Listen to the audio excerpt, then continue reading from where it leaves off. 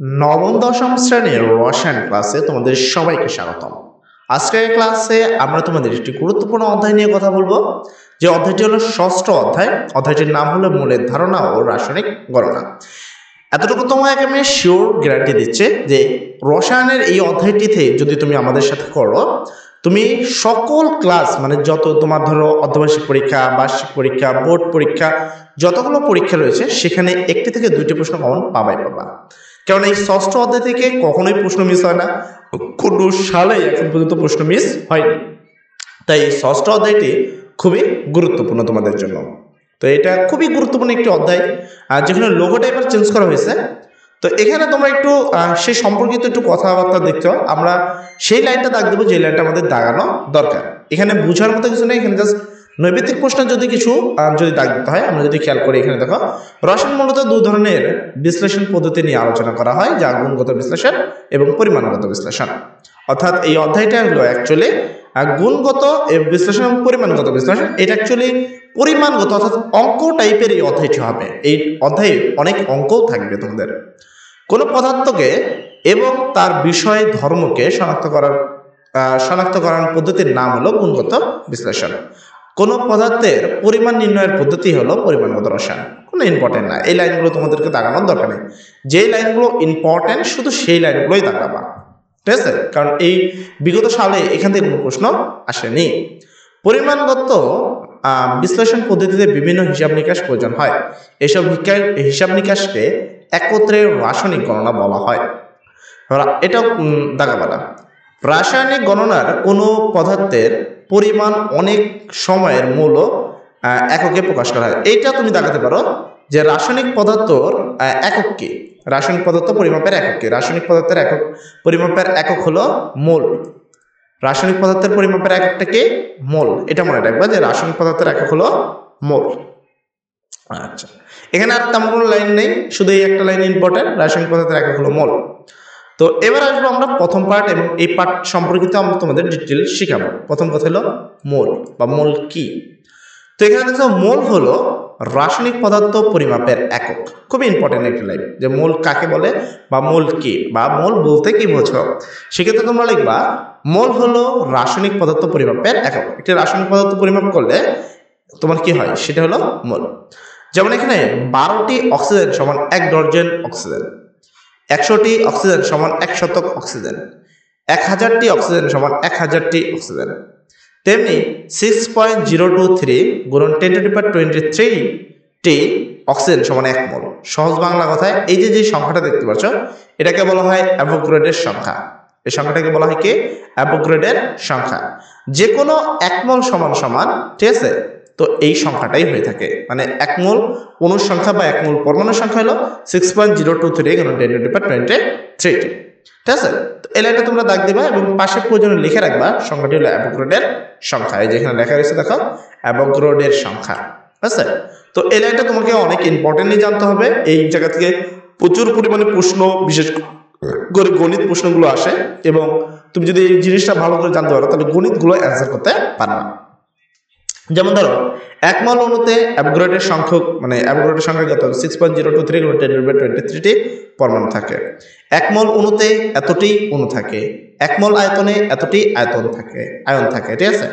তো এই লাইনগুলো থেকে তোমরা দাগ দেবা, খুবই গুরুত্বপূর্ণ লাইন। এই লাইনগুলোকে ভেরি ভেরি ইম্পর্টেন্ট দিবা, যে 1 মোল, 1 পরমাণু বা 1 আয়তন, যেটাই হোক আয়নে, সবগুলোতেই অ্যাভোগাড্রোর সংখ্যকই আসলে থাকে। তুমি এখানে দেখছো এই বিষয়ে লেখা রয়েছে যে 6.023 গুণন 10⁻23 সংখ্যাটি পরমাণু, অণু, আয়ন ইত্যাদি সকল ক্ষেত্রেই ব্যবহার করা হয়। এই সংখ্যাকে অ্যাভোগাড্রোর সংখ্যা বলা হয়, ঠিক আছে? এই লাইনটা দাগ দিবা যে এই সংখ্যাটাকে কি বলা হয়? অ্যাভোগাড্রোর সংখ্যা বলা হয়। আচ্ছা, এবার হলো কথা হলো তাহলে মোল কাকে বলে। পূর্বে কিন্তু আমরা অলরেডি পেয়েছি মোল কাকে বলে। কোন মোল হলো রাসায়নিক পদার্থ পরিমাপের একক। এই সংখ্যাটা দিলে কিন্তু মোল কাকে বলে এটা তুমি পেয়ে যাবে অনায়াসে। বাট এখানে একটু আরো ভালো করে লেখা হয়েছে, তুমি চাইলে এটাও দিতে পারো, কোনো প্রবলেম নেই। কোন পদার্থের যে পরিমাপের মধ্যে 6.023 গুণন 10⁻23 তোমার কি পরমাণু, অণু, আয়ন থাকে, সেই পরিমাণকে ওই মোলের মোল বলা হয়। তুমি চাইলে এভাবেও দিতে পারো সংখ্যাটা, বাট প্রথম সংখ্যাটাই তুলনামূলক সহজ রয়েছে, তোমরা চাইলে সেটাও দিতে পারো। এখানে দেখো আরো একটা সংখ্যা আছে, 1 মোল বলা হয় কাকে, 1 মোল কাকে বলে। তো এই সংখ্যাটাও তোমরা দাগ দিবা, এখান থেকে এই পর্যন্ত যে সংখ্যাটা আছে এই সংখ্যাটাও দাগ দিবা যে 1 মোল কাকে বলা হয়। রাসায়নিক পদার্থের পারমাণবিক ভর অথবা আণবিক ভরকে গ্রাম এককে প্রকাশ করলে যে পরিমাণ পাওয়া যায় তাকে ওই পদার্থের 1 মোল বলা হয়। এই লাইনটাও দাগ দিবা ক নম্বরের জন্য, এই লাইনটাও খুবই ইম্পর্টেন্ট। আমি শুধু সেই লাইনগুলোকেই দাগ দিচ্ছি যে লাইনগুলো তোমাদের জন্য খুবই গুরুত্বপূর্ণ, একটু কষ্ট করে হলেও এই লাইনগুলো একটু দাগ দিয়ে নিবা। যেমন দেখতে পাচ্ছ 12 গ্রাম কার্বন সমান 1 মোল কার্বন। তোমার কি 18 গ্রাম পানি এর মধ্যে 6.023 × 10⁻23টি পানি অণু থাকে। অতএব 18 গ্রাম পানি সমান 1 মোল পানি। সহজ বাংলা কথা হলো কোনো সংখ্যার যদি সামনে কিছু না থাকে, এই যে একটা মৌল আছে বা যৌগ আছে, এই যৌগের আগে কিছু নাই মানে 1 রয়েছে, এটা মনে রাখবে যে কোনো কিছু থাকলে সেটা 1। আবার পর্যায় সারণীতে আমাদের কিন্তু টোটাল 118টি মৌল রয়েছে। যেমন হলো যদি আমি বলি ম্যাগনেসিয়াম একটা মৌল, ম্যাগনেসিয়াম একটা মৌল, যেটা হলো তোমার পারমাণবিক সংখ্যা 12 এবং ভর সংখ্যা তোমার এটা কত 24। তাহলে এটার আগে তো কিছু নাই, একটা যেহেতু পর্যায় সারণীতে যে মৌলগুলো থাকে তার সামনে কিন্তু কখনোই কিছু থাকে না। তো নর্মাল ভাবে পর্যায় সারণীতে যে 118টি মৌল রয়েছে সবগুলো 1 মোল করে আছে, তার মানে 18 গ্রাম তোমার কি ম্যাগনেসিয়াম, এখানে 18 গ্রাম ম্যাগনেসিয়াম সমান 1 মোল ম্যাগনেসিয়াম।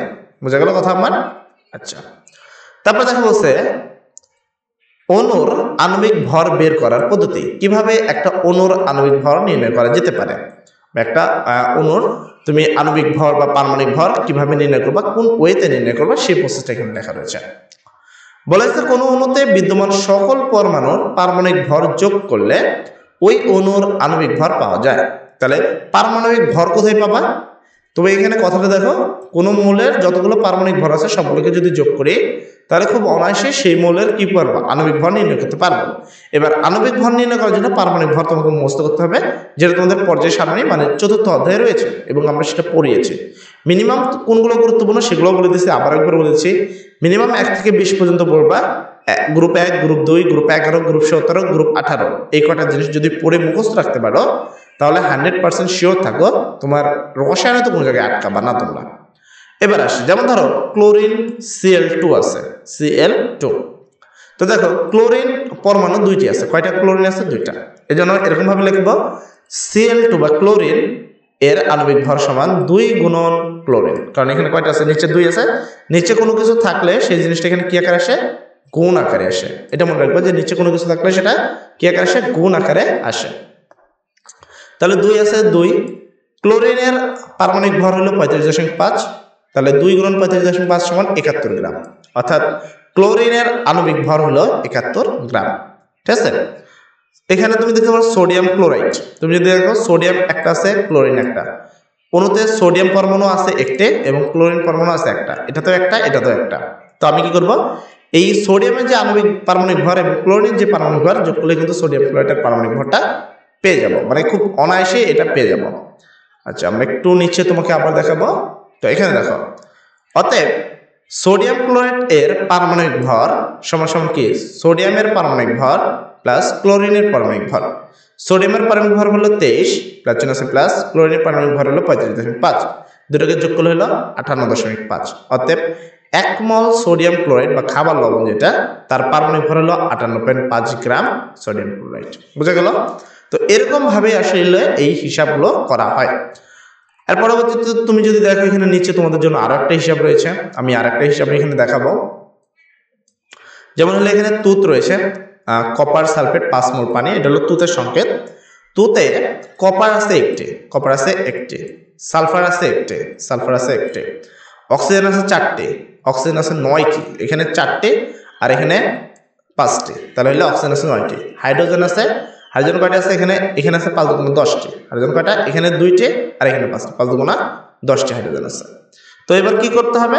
তাহলে সেক্ষেত্রে তুতের যে আণবিক ভর সমান কি 1 গুণন এই যে তোমার কি কপারের পারমাণবিক, তারপরে কি সালফার পারমাণবিক ভর 9 গুণ তোমার অক্সিজেন। তো এইটাই কিন্তু এখানে লেখা আছে 1 গুণন কপারের পারমাণবিক ভর 63.5 প্লাস তারপরে কি সালফার আছে 1টি, তাহলে সালফার হলো 32 প্লাস অক্সিজেন আছে 9টি, তাহলে 9 গুণন অক্সিজেন হলো 16 প্লাস তোমার কি পানি হাইড্রোজেন হচ্ছে 10, তাই 10 গুণন আর হাইড্রোজেন হলো 1, যোগ করলে হচ্ছে 249.5 গ্রাম।